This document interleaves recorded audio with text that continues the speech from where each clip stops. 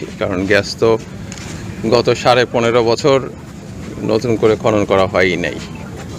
বাপেক্সকে বসিয়ে রাখা হয়েছিল। এখন ভোলাতে কিছু গ্যাস পাওয়া গেছে, বাপেক্সের উদ্যোগে আবার গ্যাস খননের চেষ্টা হচ্ছে। আমরা যদি গ্যাস পাই তাহলে সেই সংকটটা চলে যাবে। সেই জন্যই আমরা কখনো এই কারখানা কখনো ওই কারখানা এইভাবে করে সার উৎপাদনের চেষ্টা করছি, যেন দেশে সারের সংকট না থাকে, যেন কৃষকরা তাদের কৃষিকাজের জন্য সার পান। এটা হচ্ছে আমাদের লক্ষ্য। এই লক্ষ্য বাস্তবায়ন করতে যে চ্যালেঞ্জগুলি তো আছেই। আপনারা জানেন যে গ্যাস যদি আমরা নিরবচ্ছিন্নভাবে পেতাম তাহলে সমস্ত কারখানাগুলো চালু রেখে